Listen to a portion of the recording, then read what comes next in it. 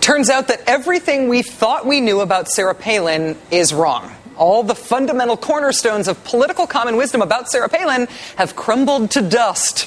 The things we've all assumed about Governor Palin's political importance and function have made true that old scolding about assuming making an ass out of Uma Thurman or whatever that thing was. For instance, Sarah Palin helps McCain among women, right?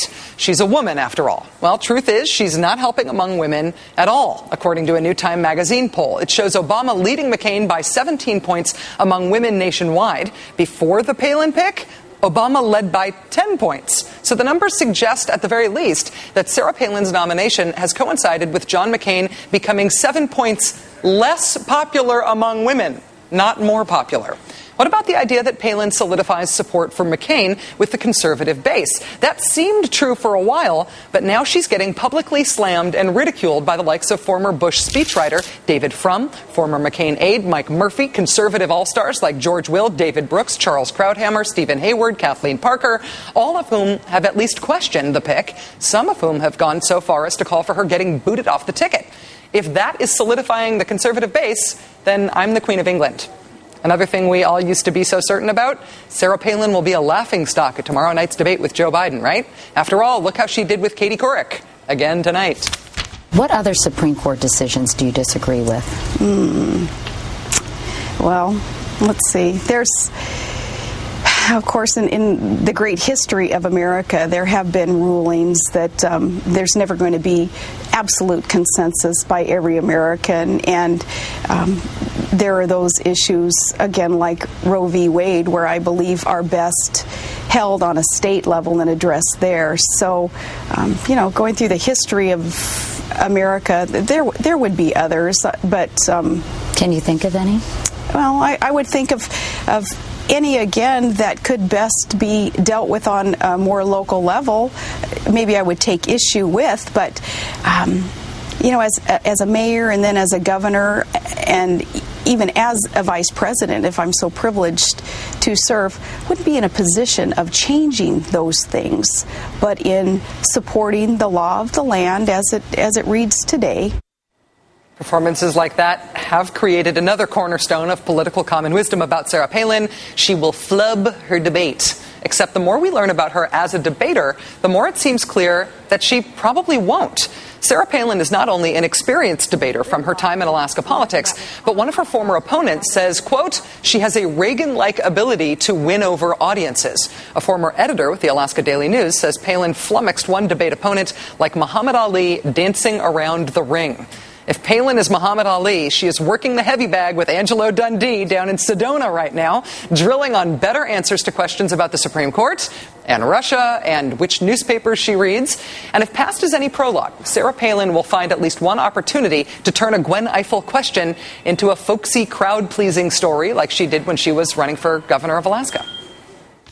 I have a college degree in journalism. Semantics, words are very important to me, so you would think that I would never be putting my foot in my mouth. And yet, even as recent as about a week ago, when I was in Wasilla, I was so excited about being in my own hometown, speaking to our Chamber of Commerce there, that instead of using the word, well, I always love my town, I said, I think I used the word bias, and I shouldn't have used the word bias. So, yeah, mistakes with semantics, those result in me putting my foot in my mouth once in a while. And if past debate performance is anything to go by, expect Sarah Palin to score points with a seemingly good-natured but really a put-down joke aimed at Joe Biden. Ms. Palin, you're elected governor. Would you hire your opponents for a state job, and if so, for what job? Andrew Halker would be the most awesome statistician that the state could ever even look for. He would be good. So, yeah, Andrew would be the statistician. Ms. Palin, would you hire Mr. Knowles for a job? Do they need a chef down there in Juneau? I know that is what he enjoys doing. I saw the profile of him on the other night, and I know that he's really good at that. I would hire you to cook for me. Wow. Let's turn now to Larry Persily. He's a former Palin staffer. He worked at the Alaska State Office in Washington, D.C. until earlier this year. Before working for the governor, he was the opinion page editor with the Anchorage Daily News. He served as a panelist during one of Governor Palin's 2006 gubernatorial debates. We just saw him there. Mr. Persily, thanks very much for joining us. Happy to be here. Politically, the goal is always to lower expectations before a debate. Everybody does it at every level of government. Having seen Governor Palin debate up close, what are your expectations of her performance against Joe Biden? I think Governor Palin is going to go back to her strength. She is not going to try to get engaged in a policy discussion, a lesson in history with Senator Biden. She will go back to that gushing, effervescent, cheerful, positive personality every chance she gets during the debate. What sorts of debate questions would be the sort of things that Governor Palin might avoid, that she might think would give her trouble? Specifics on policy, or as you suggest, on history or international trivia? Or would there be questions of surprise that she would try to avoid? Have you seen any pattern? I think any and all of the above. Governor Palin has her stump speeches. She has her emotional buttons that she can press with the American public. For example, during that November 2006 gubernatorial debate, she was asked a question about health care in rural Alaska, a big issue in the villages. She answered it with a speech about resource development. We must develop more of our oil and gas mining and our resources so we have lots of money to buy everything we need to solve all our problems. So if she gets hit with a question that she doesn't have a specific answer to, which happened a lot in 2006. She avoided specifics as much as possible. She's going to try to steer it to something she's comfortable with and make one of those emotional speeches trying to appeal to the hearts of Americans. And, in that last clip that we just played, you almost saw sort of a meta-level awareness of that as her own strategy, as she made fun of one of her opponents, calling him the person she would like to appoint to be the Alaska state statistician, essentially mocking him for having a lot of facts and numbers and specifics in the types of answers that she gave. Does she pursue that sort of a strategy with a real political commitment to, anti-intellectualism in politics? Is that something that she would argue for overtly? Well, I think she knows that making fun of the elite, the Eastern elite media, the forces that are perceived to be against Alaska, making fun of people goes over well with the public. And I think in that clip we just saw, it was a subtle put down, but it was a put down, and she's very good at standing up for herself. Someone asked me if she's a fierce debater. I don't think she's fierce, but she's smart and she knows her weaknesses and she plays to her strengths and avoids the weaknesses. And I think that, at least it seems, that comes from just a real self-confidence.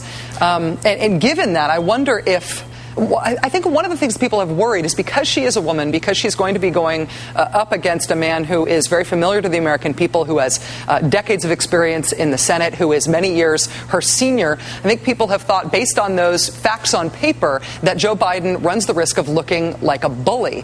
I don't get the sense that a person can look like they are being bullied if they exude self-confidence. So I wonder if you think that concern that people have about Biden looking like a bully might be misplaced.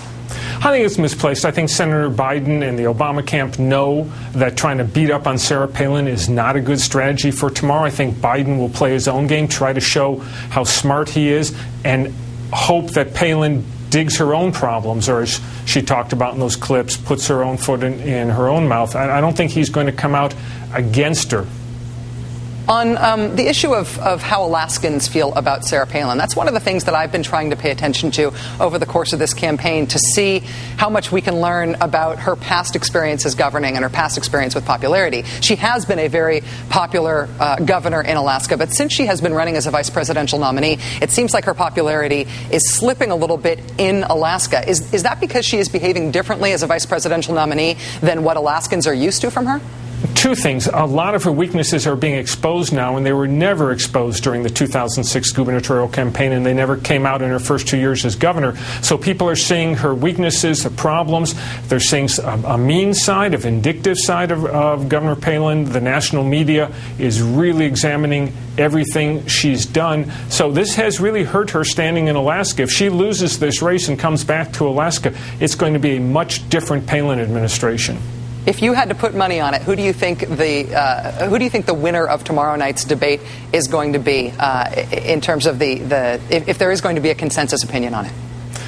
I think Palin wins if she loses no more ground. She has to remind her base why they love her so much. I think if she can hold on to her own with her base, that would be a victory for her, because she has been on a downward slide the last couple weeks. Larry Persily, former opinion page editor with the Anchorage Daily News, former Sarah Palin staffer, thank you so much for joining us.